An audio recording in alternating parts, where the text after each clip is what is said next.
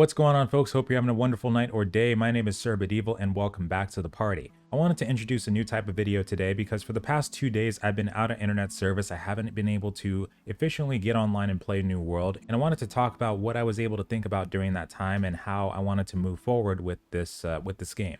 So we're about 6 days into the launch so far. I'm playing on North American West El Dorado server, and I'm playing as a part of the Marauder faction. I've been really enjoying the game so far, and I remembered that I also wanted to make sure that I was able to showcase everything that there was in this game that I really enjoyed. There's a lot of beautiful areas, there's a lot of different ways to play this game, and I was kind of aiming for a more slow-paced experience like I talked about before launch happened. Once launch did, I found that I was kind of moving at such a fast pace that I was kind of aiming for a burnout session, meaning that I was going to probably burn through all the content of the game in a very short amount of time, and then once I got to the end I might not have been able to focus on the things I wanted to really focus on and take slow, and I might have just started taking breaks until the next content update, not really stretching things out like I wanted to make sure that this game lasts me quite a long time. As I said before, I'm almost at 4,000 hours in this game, so I had to make sure that I tried to find any way possible to make sure I extended that time and kept up my will to play and enjoy the game as it is. So one of the ways I wanted to start doing that is I wanted to bring back something that I haven't done in a very long time.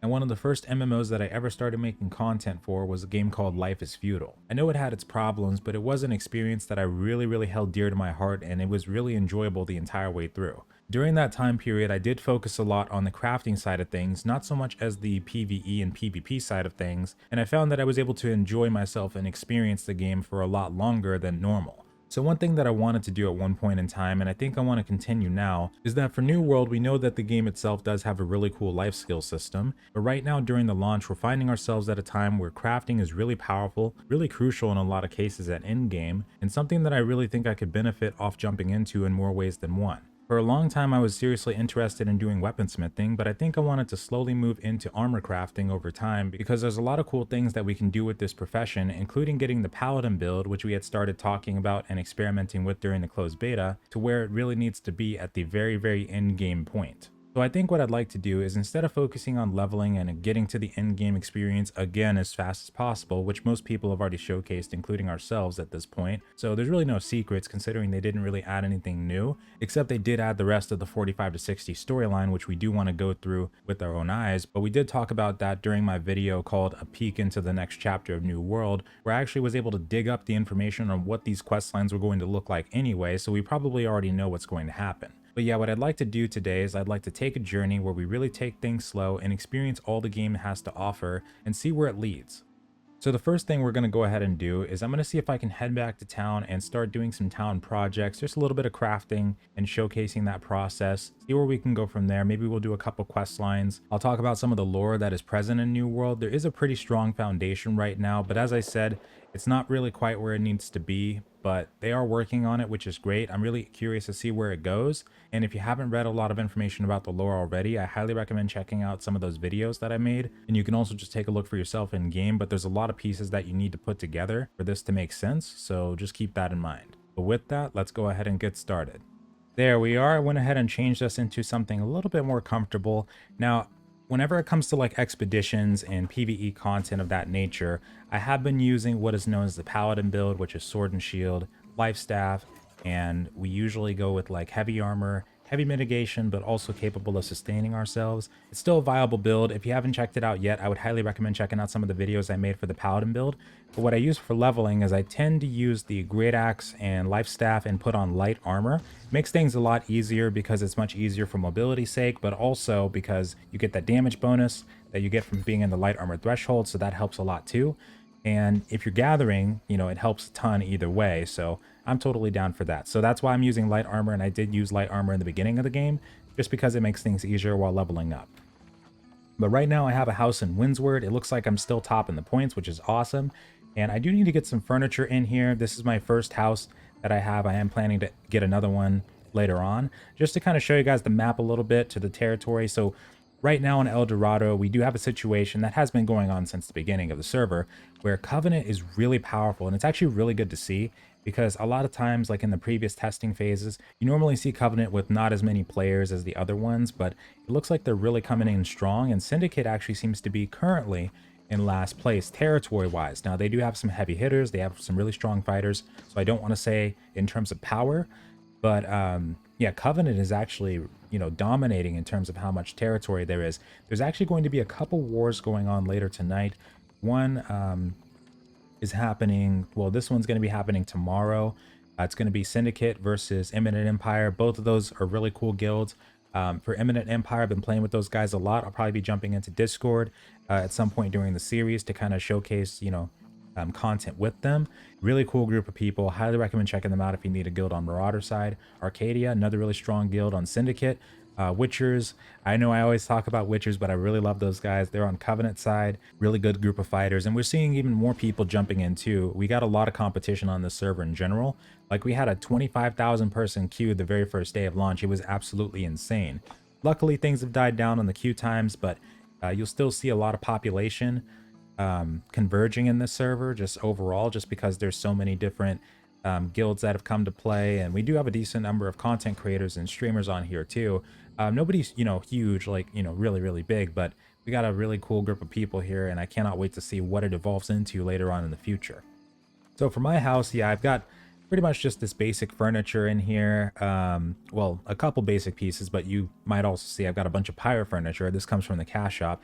I actually wanted to get this just because I know that pirate furniture, alongside if they implement Viking furniture, which I hope they do, and anything like dynasty related, like of course similar to Ebon Scale Reach, one of the zones in New World, they get anything like that, I'm totally going for it. For this house itself, I'm probably not going to keep the furniture in here for that long. Once I do get a house in Morningdale, that'll probably end up being the main one for me.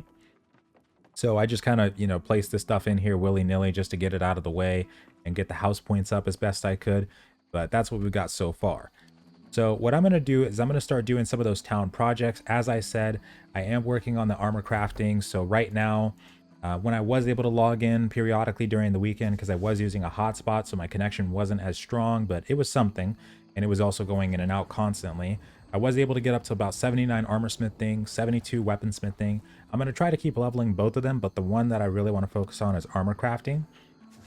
And I have been gathering up, I have been leveling up my gathering and refining skills as well as we go along. I'm probably going to focus more, as I said, on the crafting aspects as opposed to just the, PvE and PvP aspects. I want to make sure that I take my time with that. And also, since they did add the new storyline for 45 to 60 plus, I want to make sure that I really take my time and pay attention to what's going on there, because we're probably going to have even more topics to discuss in the future regarding that. So we'll make sure to take our time there. So what I want to do first, I want to take a look and see what's in my bank in Windsward. I'm trying to make sure I do this in rotation. I do have a couple good spots for iron, a couple good spots for hide, and I'll be sure to showcase that as time goes on. You'll probably see one of those pop up in this video as we go. So it looks like we're kind of low on rawhide. So there's a couple different options we have here. We have Bison Island just to the west of the settlement of Windsward. We do have a links area. Now I know that this is this area, I know some people don't want me to show it just because of how good it is. I promise though, I know there's going to be more areas that pop up in the future, and I think that we've gone long enough in the launch to where it should be okay. I don't think it'll fill up too much, but if it does, there also are a couple other areas that you can make use of. Now, one I would want to warn you about, but might still be, I don't know if they fixed it yet. I'll have to check that and update you guys tomorrow, but earlier in the week, earlier last week, before I started having internet problems and everything, we found out that there was a area over here called Lodestone Lair over at Verdant Crown. Now this area, as you can see, is a bear spawn.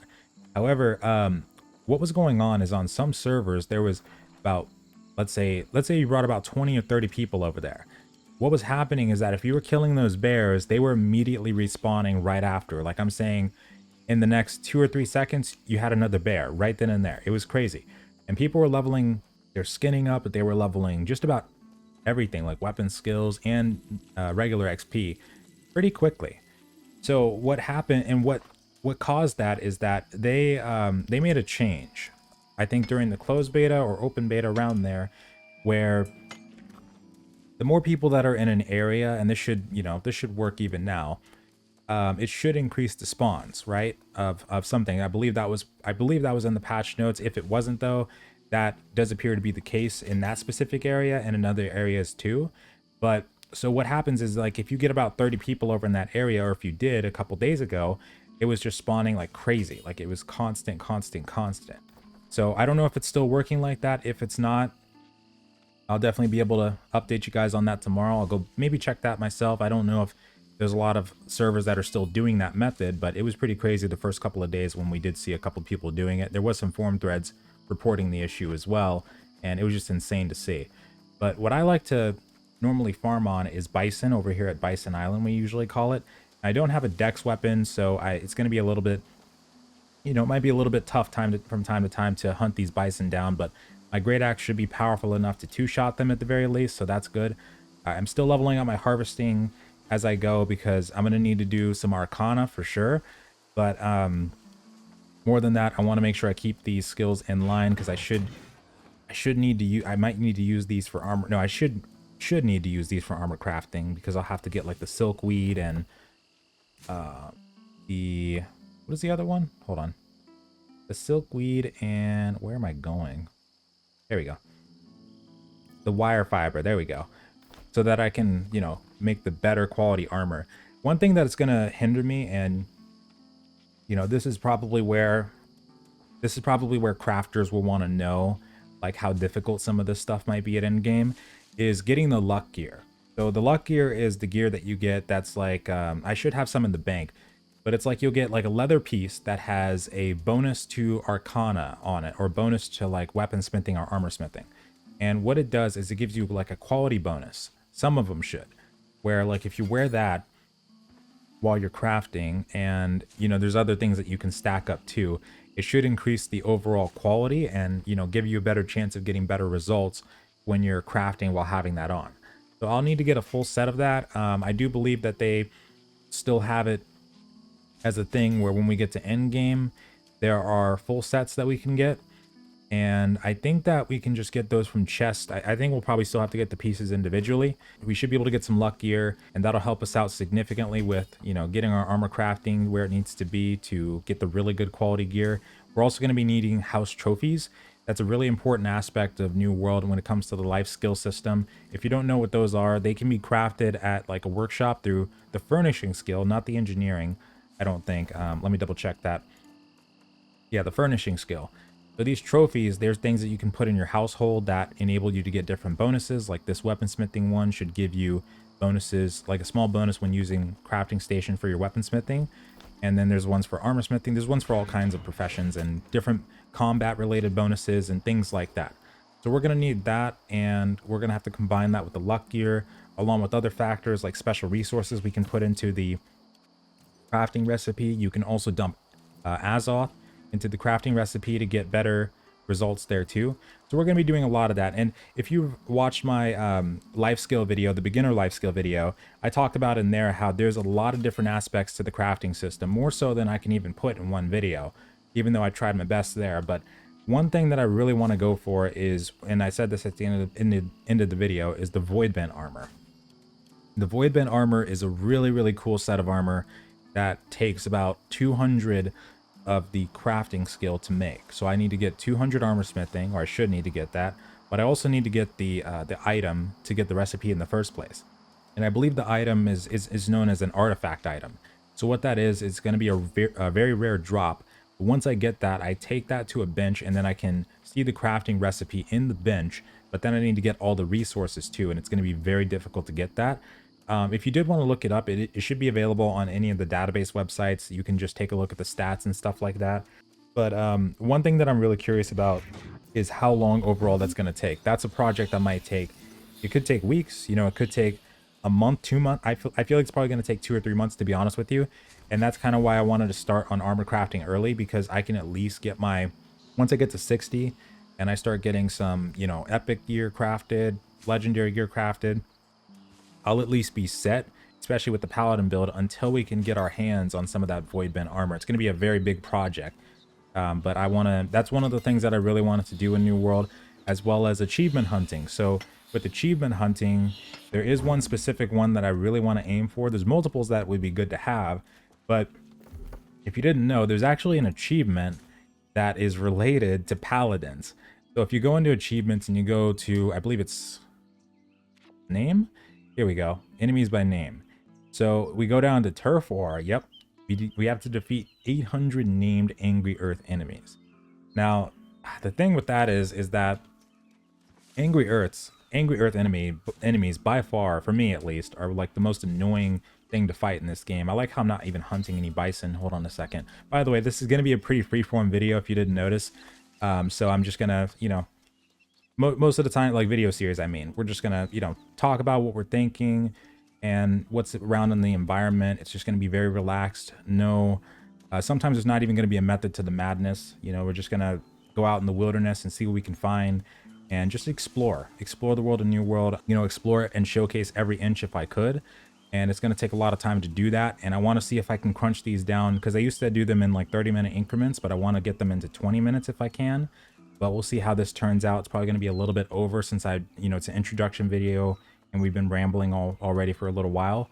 But I just wanted to set the tone to tell you about what this is going to be like and just have fun with it. Right now, what I'm going to do is I'm going to keep on gathering from these bison once I find some. Holy crap. I'm going the wrong way to find them, actually. So I'll just get this rest of this fiber, because this is a decent chunk of this out here, this hemp. Nobody's touching this right now, so this is good. I can grab some of this, and I'm just going to still doing those town projects, see if I can keep leveling up my armor smithing and weapon smithing at the same time, alongside leveling my character up. Once I do get past 45, I should unlock the 3rd bag slot, so that's going to be very useful for me to have. And I believe we were talking about the Voidbending Armor still for this. Yeah, we're definitely going to work on the Voidbending Armor and the titles too. Yeah, the titles. So with the Angry Earth, I do have a couple options for what I can do there for the title to get that, but it's going to be a little bit of a journey there, because I think I could, if I wanted to, go to like Eden Grove and fight Malevolence or Banes over and over, and they would do just fine. But I'm probably gonna just find like a really easy Angry Earth elite to fight, and just farm them. In addition, like I'll just farm them like maybe 10 times a day or something like that. I don't really care about getting it ASAP until until I'm done with everything. I don't really care about getting that right away. But there's an Angry Earth elite over in Eden Grove, or sorry, Brightwood, that I can take down. He's over near the tree that we were just at a little bit ago. He's at one of these grottos. So there's a couple over here, I think, actually, that we can take down. So I'll probably do that a couple times a day and see how that goes. But overall, that's going to be another thing on the plan list. And of course, all the other professions, I'd like to level all those up if possible. I'm not really concerned with getting to, end game and doing all the expeditions right now. I've already done them, multiple times before, and that's already been showcased to a pretty heavy extent so far. That'll come when it comes, but we do have story to cover there, so I'm not going to wait too long. That'll probably be things that we'll jump into, like later this week. Like for the depths, I'll probably get to the depths for sure by at least this Wednesday, and then next week we'll probably jump into Ebonscale Reach for an episode. But right now I just want to take things slow. Beforehand, I did talk about how I wish that there was more to do in the open world. If you guys have seen my videos, or my open world video, for instance, that I made a little while ago, you know how I feel about that, how it would be good to have more PvE based, like dynamic events, even more PvP based objectives, like world bosses potentially that could either be PvP or PvE flagged. And I mean PvE flag meaning you don't PvP there, and then ones that you can flag up, or ones that just automatically flag you up, basically. Things like that might be pretty cool. Might mesh things up a little bit better. And in the future, if we had things like open world incursions, maybe escort caravans, things like that might be pretty cool. Just more methods for leveling up in general as well would be good. But we'll see what happens. Part of the reason I'm doing this though is because I'd like to extend, because they have a lot of feedback on that kind of stuff, so I'd like to extend my playtime as much as possible until that kind of stuff happens, and I think this would be a good way to do that. So welcome to the first episode of the series, everybody. I think we've gone well over our time at this point. So just so you guys have a clear idea of what to expect, I just wanted to go over that introduction, but I will be going more into like an objective based thing in the next video. So we're gonna actually be doing a couple town projects, and then maybe we'll jump into some main story quests. I'll probably be level 40 by then, so I'll probably save the main story quest line for then, and I'll still be streaming throughout the week and whatnot. This is just, you know, something to do on the side, something I really wanted to do for the longest time. It's actually one of the reasons why I made that introduction for the Dread Knight Chronicles. So there you have it. That's the first episode. Thank you guys so much for watching. I hope you have a wonderful day. I'll see you next time.